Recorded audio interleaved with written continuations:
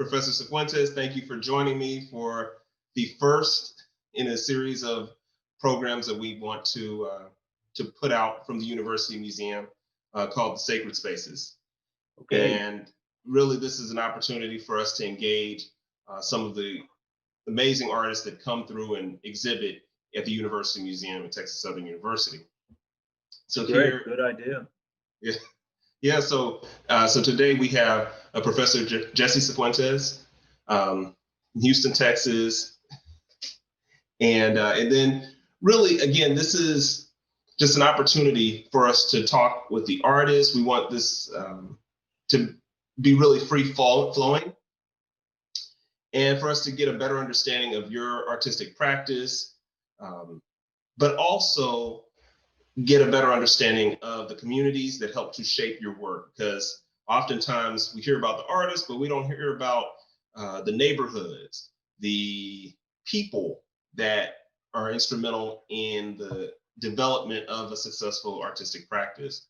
Mm-hmm. And especially in our conversations, Professor Sifuentes, it's like, sure. I know so much of what you do is community oriented in terms of mural making, in terms of craft, in terms of your teaching, your instruction, and just this whole lineage that we talked about. So so I really just want to jump right in and kind of really pose the question to you. In your mind, how have communities the communities you've lived in helped to shape your artistic practice, your journey, what you're doing? Most artists will paint what they see, what they've experienced, what their environment is. So it's kind of natural for me to take that route, especially, being under the tutelage of Dr. Biggers. He was real big on public work. So certainly that took a strong turn with me also.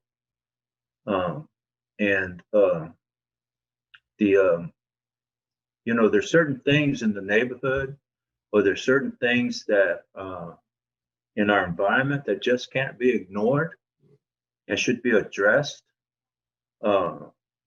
whether by voice, by word, by notes, or by brush, or by pen.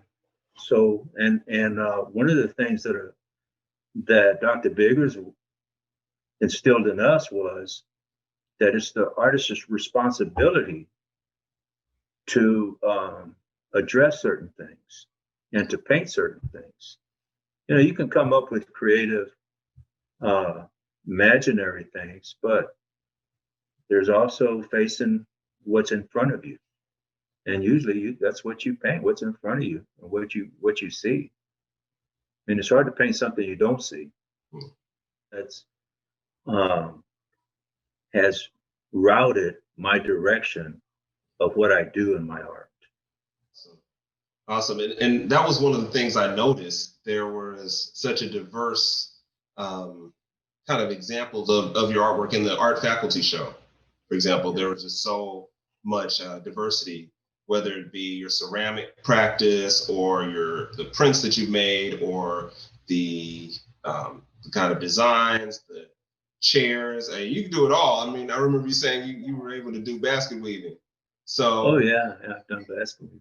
So and so that was something that really caught my eye too. Your commitment to that, to certain mediums and craft, and developing your skills in that.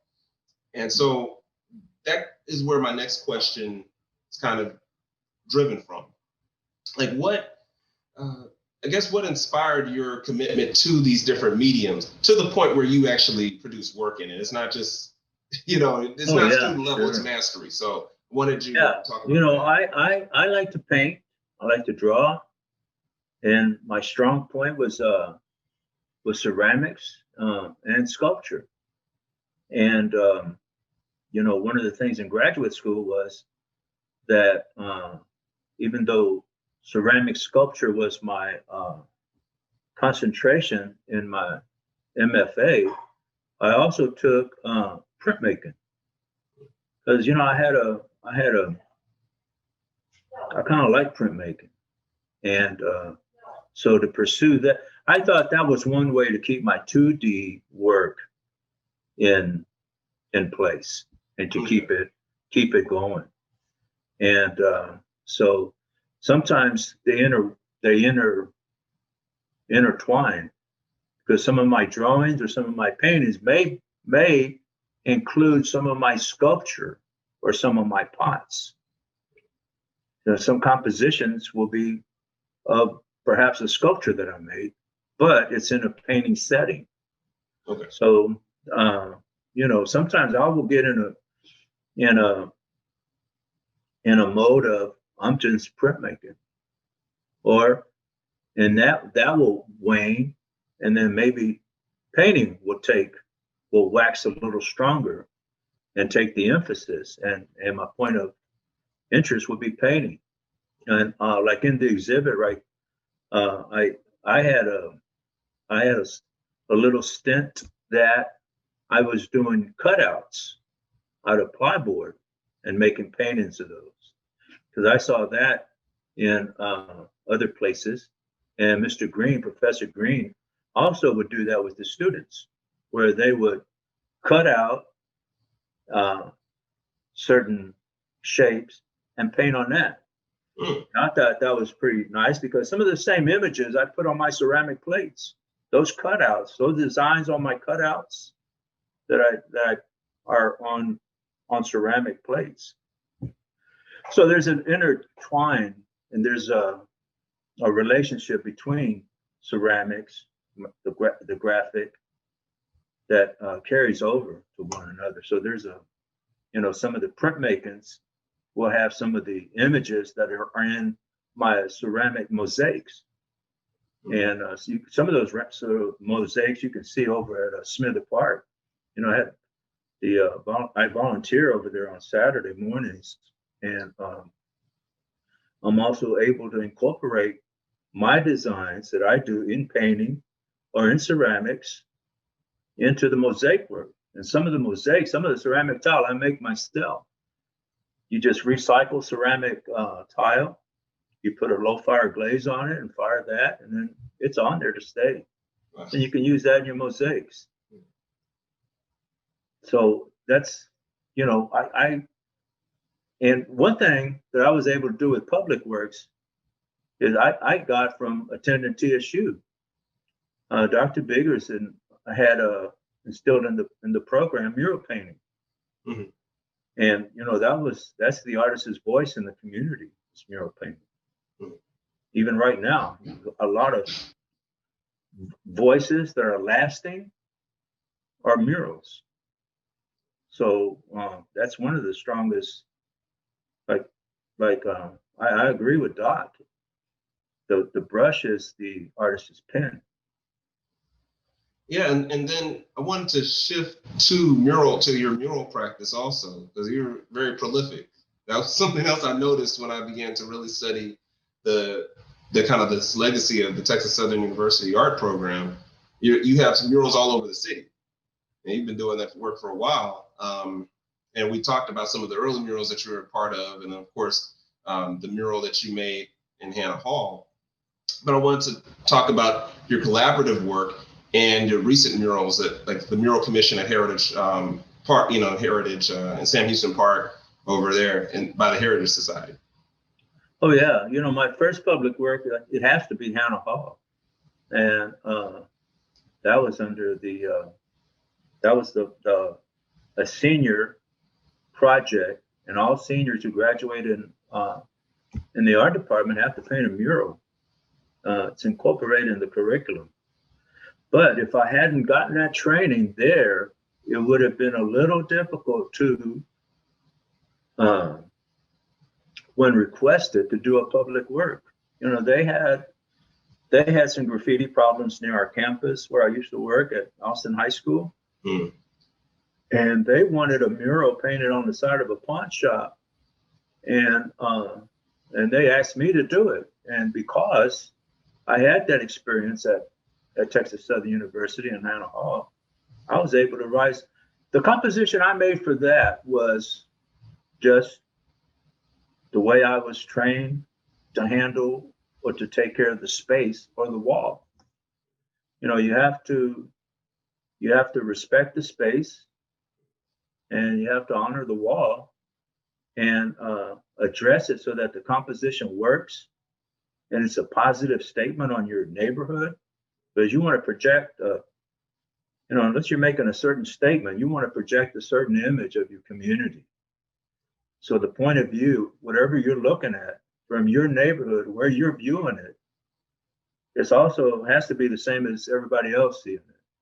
So that mural on Dumble and Telephone, that started, well, it didn't start because my start was at Texas Southern, but because of that, I was able to get apply for other public works. And yeah, my last one, I collaborated with another artist, and it's at the Heritage Society. It's at 1100 Bagby, and the title to that is, I believe, Mexican American History and Culture in 20th Century Houston. So it's 100 years of Hispanic heritage and culture that's contributed to the development of Houston. And it was something that that park lacked. It didn't have anything that represented that population of Houston. So now when you go to Sam Houston Park, you'll see 3 major populations addressed. So it was needed, it was timely, and very helpful. And awesome. I worked with another artist. They had 3 artists, but they narrowed it down to 2. So Laura Connor and myself painted that mural, and it was a first. It was a first for me because it was on metal. It's a 1/4-inch thick aluminum, freestanding. It's not on the wall. I mean, it's its own wall. They created a special wall just for that mural only, because at that point, it's not on a city building. It belongs to the Heritage Society, so they're the owners of it. Even though it's on a public park, they own it. So I was very glad to do that. I loved it. It was beautiful. I took my son there when he was like 2, and he loved it. I take him to art around the city, and so it was a great experience. And there's just this, and just the way it was executed, you just see this whole history there and major figures, and so what I wanted to do also was touch about the sense of community, but the sense of collaboration that I see. Is particularly in that mural, the contribution, because I was reading some articles about it, and it seemed like you worked so well with the other artists, and so I just wanted to kind of get your thoughts on that, because sometimes artists have trouble collaborating, bringing their vision together. Sure. And so I was interested in kind of how that collaboration worked, and were other some of your students were involved, I believe, or were they? Yeah, my training has been that I can, and this is what I told the ones who were putting this up, is whatever you choose, I can either lead or I can follow. Either way, I can give directions, and I can also follow directions. And with because I think I've been trained well enough to execute whatever needs to be executed. And I think I have my craftsmanship is enough that, it would work out. So on this occasion, I was chosen as the lead artist. So my responsibility was to come up with a composition that works. Okay. I mean, and I thought this project was so important that whoever did it, it needs to be done. Whether I did it or someone else did it, we would back them up 100%. So, because I thought that it was so important and so needed that I mean, I thought I had the honor of coming up with as the lead artist, and I think I did okay with that. Well, it was beautiful. Like I love going there and seeing it, and just there was an intervention too, because if you go to the Heritage Society or you go to those historic parks, you're like, Yeah, okay, I see some of these statues, I see some of this other stuff. yeah. We need something that's more reflective of this community and what we Oh see. yeah, yeah. They have Sam Houston's house there. They have Jack Yates' house, but they didn't have anything to represent another major population of the city, because children go there all the time, and there are some children that, well, I'm not represented in here, but ever now they are. Absolutely. Yeah. So another place that you could also visit would be Smithere Park. I collaborated with other artists there. The the Texas Southern University Art Club had a section at Smithere Park at the far end right of the wall. Okay. And I told the art club that if I would be glad to assist, and they had to come up with the drawing. They had to come up with the composition. They submitted it and got approved. And I had some experience with mosaics, and I was able to be of some help. So I helped the art students with the mosaic. It's at the very end, and the title of it is called Tigers in the Wild. And it's calling to the plight of tigers in the wild, needing protection, and as a species. And it also happens to be the TSU mascot. So yeah, it worked out. It does. Yeah. Okay.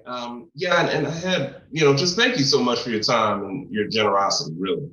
I was glad to do it. Now I can't get rid of the park. I can't, I still go, even though that little section is finished, I still go there and volunteer.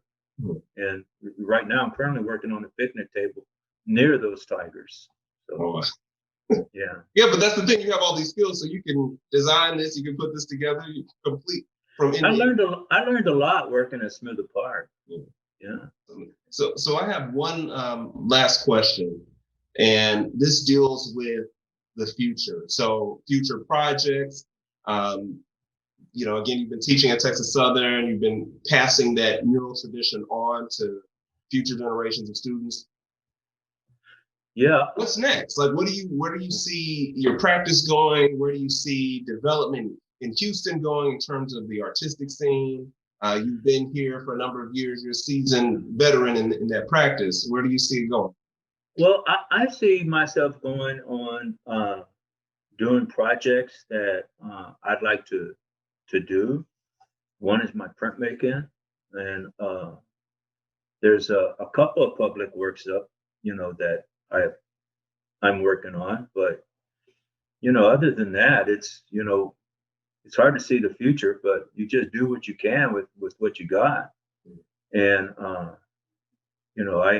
one thing that I like to see is to perhaps move get some more artwork out where it's accessible to everybody. So yeah, public works is one way to have a big audience other than a public show. I mean, a private show, rather. So I think there's nothing lined up, who can, right now I don't have any things that are, that'll be coming up anytime soon, but maybe one or two, and try to finish that volunteer work that see. The thing with volunteer work is you go when you can, you don't have a deadline. So if it's raining that weekend, you don't have to go in. You just, anyway. So, but it's fun. I like working with ceramic tile, mosaics. To me, I think as public works go, I think ceramics or mosaic tiles, whether it's glass or clay, will be longer lasting, because there are some murals that when you use paint, it suffers from light fastness, and that paint will bleach. Even though it's protected, you can put a protective on it and make it last a while. But with the mosaic, it should last as long as the building stays up. Mm. And even if the building is to be raised or demolished, that mosaic wall can be taken out and put somewhere else. They did, and they do that with old buildings, old brick buildings. They may tear the whole building down, but they keep the facade intact, and it gets joined to the new building. So with the mosaic, yeah, you got mosaics from the 30s and 40s. I'll cite the mural in front of Methodist Hospital here. Mm-hmm. That mosaic has been up since a long time, and it hasn't changed. Light doesn't affect glass or ceramic in the way it does paint. So, and I've seen some murals damaged by UV rays. Well, before I forget, I actually do have one final question. This has to do with the traditions that you pass on to your students, because I just really I think it's beautiful too, because you've spoken about your relationship with Dr. Biggers and kind of those traditions, and one of the things when I've been interviewing many of the muralists throughout Hannah Hall, they'd always go back and point to you in terms of you were always working. They said, "Oh, he was always working on pottery. He was always doing his ceramics." And so many different students would say that he was working more than me. That's what they'd all say. Like he was always working. And that was one of the things that they would tell me that Dr. Biggers always said, "Are you working? Are you working? Are you getting your work done?" Yeah. And so to that end, I'm curious, what are some of the traditions or sayings or, just techniques that you hope to pass on to the next generation of your students? The thing that I like to pass on, it can say it in two words: continuity and craftsmanship. Continuity I got with Dr. Biggers, and craftsmanship. And continuity and craftsmanship also got from Sims, Carol Sims. He was a sculpture teacher. He would always stress continuity and craftsmanship. So, and I think that's one thing that I can give that I'm able to pass on to students is directly show them craftsmanship and continuity. So if that's the last thing I could do for any student who's willing and able, it would be those two things. So I try to stay busy. I'm gonna have to get you to. I don't know if you do certain lessons or if I can shadow you or something like that. But if you need some help volunteering, I definitely want to learn more about your mosaic work. So. Oh yeah, it's easy. Anybody can learn it. A middle school or elementary kid can learn mosaics. I mean, if I did, anybody can. One of the things when I've been interviewing many of the muralists throughout Hannah Hall, they'd always go back and point to you in terms of you were always working. They said, "Oh, he was always working on pottery. He was always doing his ceramics." And so many different students would say that he was working more than me. That's what they'd all say. Like he was always working. And that was one of the things that they would tell me that Dr. Biggers always said, "Are you working? Are you working? Are you getting your work done?" Yeah. And so to that end, I'm curious, what are some of the traditions or sayings or, just techniques that you hope to pass on to the next generation of your students? Well, the thing that I like to pass on, it can say it in two words: continuity and craftsmanship. Continuity I got with Dr. Biggers, and craftsmanship. And continuity and craftsmanship also got from Sims, Carol Sims. He was a sculpture teacher. He would always stress continuity and craftsmanship. So, and I think that's one thing that I can give that I'm able to pass on to students is directly show them craftsmanship and continuity. So if that's the last thing I could do for any student who's willing and able, it would be those two things. So yeah, I try to stay busy, but That's awesome. I'm gonna have to get you to. I don't know if you do certain lessons or if I can shadow you or something like that. But if you need some help volunteering, I definitely want to learn more about your mosaic work. So. oh yeah, it's easy. Anybody can learn it. A middle school or elementary kid can learn mosaics. I mean, if I did, anybody can. Okay. Yeah. Okay. Well, yeah. Well, yeah. I didn't want to hold you, but I just wanted to, thank you for your time and for, again, always your knowledge and your generosity. Oh, thanks. I was glad to do it. All right, William, and glad to see you there at the University Museum. And I think this project will go good with with the exhibitions that are coming and coming up. Yeah, no, I'm excited. I'm excited. I'll definitely keep you posted on everything that we have, coming down the pipeline. But I'm just really excited working with the team there, and I think we have a lot of great things coming. Okay. Well, thanks for having me. I appreciate it. And thank you for your time. All right. Well, take care. All right. We'll see you. All right.